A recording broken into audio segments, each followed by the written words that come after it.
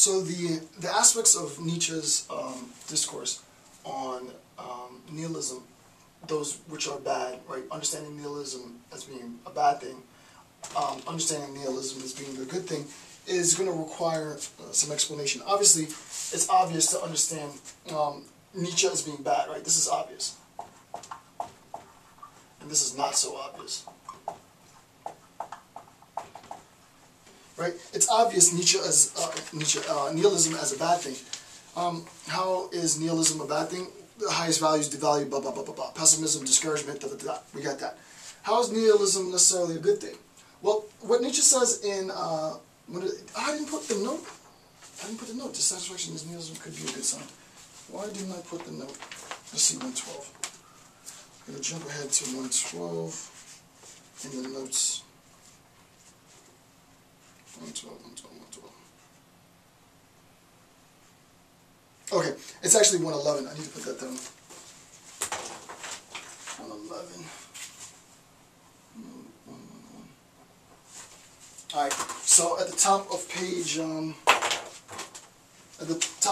24, I have the following quote, and it's dissatisfaction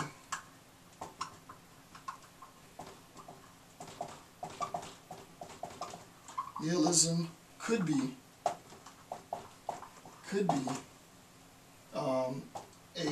good sign. Right.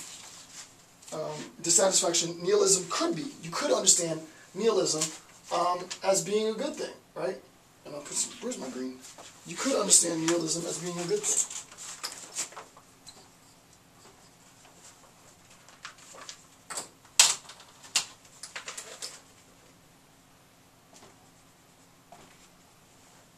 Alright, so how do we understand nihilism as a bad thing? It's obvious. How do we understand nihilism as a good thing?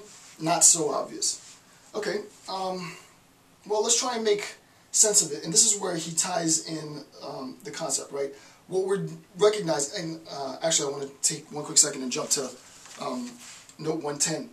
Overall insight, the ambiguous character of our modern world, the very same symptoms could point to both decline and strength, right? If we jump to note 112, overall insight, actually every major growth is accompanied by a tremendous crumbling, a passing away. Every time we talk about a major growth, right? So if you think of it like this, here's one state of affairs, and here's another state of affairs, right? This is our quantum of humanness, right? Here is nihilism, right? If you think of it in terms of that, actually every major growth is accompanied by a tremendous crumbling and passing away. Suffering the symptoms of decline belong to the time of tremendous advances, right? So there's one sense in which, and this is sort of cookie cutter, but nonetheless, that you can't really have the good without the bad, right? That's sort of one superficial way of making sense of this. But Nietzsche means actually something a little bit more profound than that. So at a deeper level, it's not just you can't have the good without the bad, which is surface level. It's that in order for us to talk about the good, right? In order for us to talk about the good, we need the bad.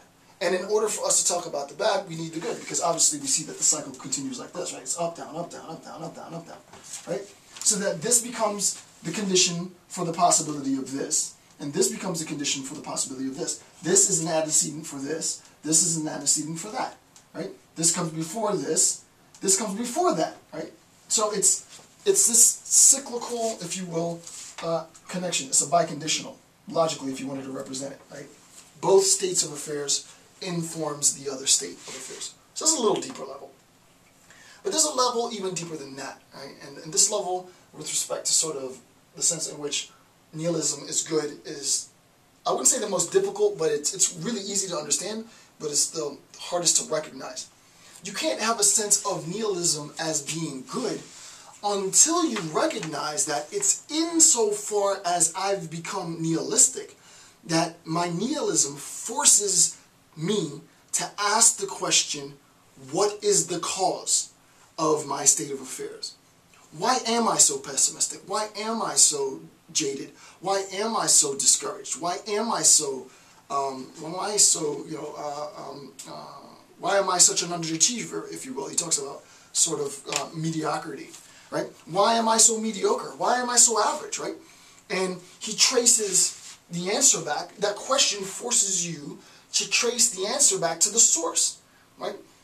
You'll go to an antecedent cause, and it might be, well, because I'm a Kantian, or because I'm influenced by this institution, and what's informing that institution, and what's informing that institution, and you regress all the way back to the foundation. And for Nietzsche, the foundation of all of this problem, which will begin the beginning of Book 2, is Christianity. It's all Christianity's fault, right? That's a little, right now, that's a little sort of general, but it basically is all Christianity. Christianity, Kant, and Rousseau, right? I'm being facetious here, but that's the idea, right?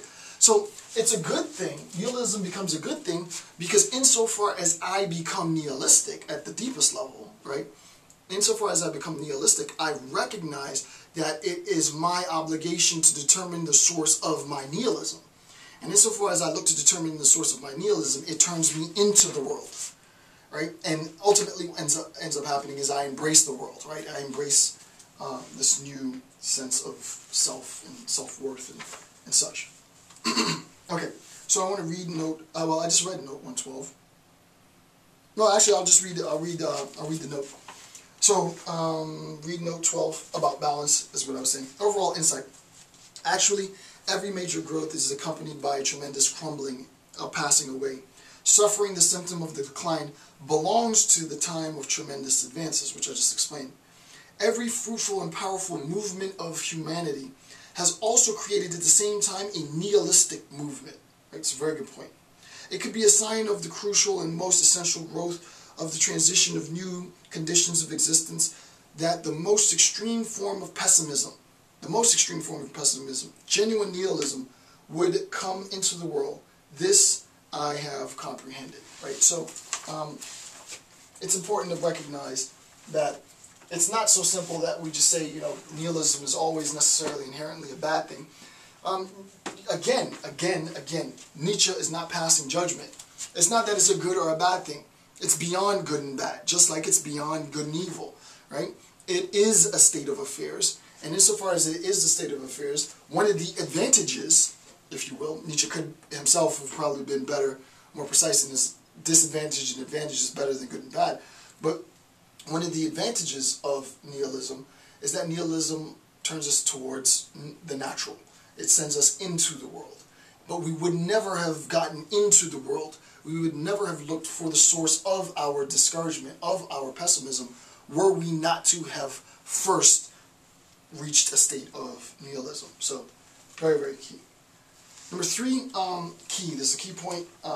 For Nietzsche, the notion of progress, then, we've been talking quite a bit in the last, I don't know, for a while, maybe 2 or 3 hours worth of lecture. A lot of videos before I introduced the idea of progress. And we saw how progress and regress, one and the same in a sense. Progress refers primarily to the time regression was referring to sort of the regression of human beings and our humanness, human consciousness, in a state of sort of historical unfolding, primarily because of Kant and Rousseau and others, but primarily Kant and Rousseau. So progress is relative, right? It appears as ascending life for lower spheres of intelligence, but as self-deception in higher spheres. And later I'm going to talk a bit about this role, right? Hold on a second. Right, I actually need to move that. Yeah. Okay. So for Nietzsche, the notion of progress is relative, right? The notion of progress is a relative notion. This idea of progress appears as ascending life for lower spheres of intelligence, but as self-deception in higher spheres. And what we're going to do in the last part of this analysis is to look specifically at what that means. We'll return to this and look specifically at exactly what Nietzsche means by that.